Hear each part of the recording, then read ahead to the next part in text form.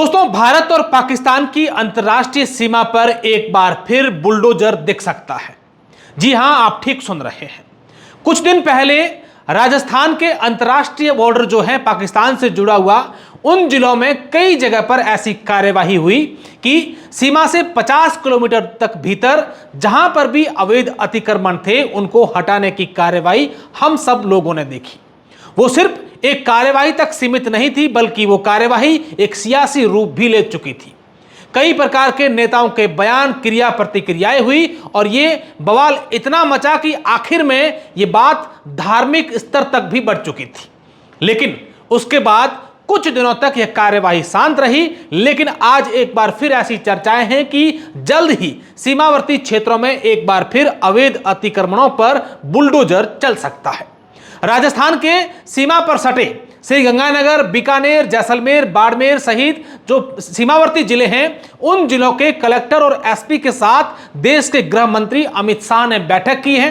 और बताया जा रहा है कि आने वाले दिनों में यह अवैध अतिक्रमण हटाने की कार्यवाही एक बार फिर देखने को मिल सकती है। अमित शाह ने कुछ महीने पहले जब बीकानेर का दौरा किया था, उसके बाद लगातार ड्रोन के माध्यम से पाकिस्तान से होने वाली तस्करी और अवैध गतिविधियां एवं अवैध अतिक्रमण पर एक विस्तृत चर्चा होने के बाद ऑपरेशन क्लीन के तहत अतिक्रमण हटाने की कार्यवाही को अंजाम दिया गया था। और यह कार्यवाही सिर्फ अतिक्रमण हटाने की नहीं, बल्कि धार्मिक जो बवाल का रूप भी ले चुकी थी और वहां पर कई नेताओं ने यहां की अलग अलग जिलों के में जाकर के बयान भी दिए थे। मैं अगर बात बाड़मेर जिले के संदर्भ में करूं तो कांग्रेस के नेताओं ने, जैसलमेर में भी कांग्रेस के नेताओं ने जाकर के जहां जहां अतिक्रमण हटाने की कार्यवाही हुई है वहां जाकर के ये कहा था कि ये लोगों की धार्मिक भावनाओं के साथ खिलवाड़ हो रहा है, लोगों की धार्मिक भावनाओं को आहत किया जा रहा है और धार्मिक स्थल है उन्हें हटाया जा रहा है। वहीं दूसरी तरफ से सरकार की ओर से यह पक्ष था कि ये देश हित के लिए जो काम किया जा रहा है वो देश हित के लिए जरूरी है और देश की जो सीमा है उस पर जो अतिक्रमण है उनको हटाना अनिवार्य है, इसलिए ऐसी कार्यवाहियां की जा रही है। हमने कई जगह पर जाकर के जहां जहां कार्यवाही हुई वहां के आपको वीडियोस भी दिखाए कि किस तरीके से अलग अलग गांवों में जहां पर मस्जिदें बनी हुई थी या फिर और जो अतिक्रमण थे उनको हटाने की कार्यवाही की गई है। लोगों ने भी कई जगह पर यह भी कहा था कि जो गोचर जमीनें पर इस प्रकार के अतिक्रमण थे उनको हटाया गया है और कई जगह पर लोगों ने यह भी कहा है कि यह जमीन जो है गोचर नहीं थी, उसके बावजूद भी इस प्रकार की कार्यवाही हुई है।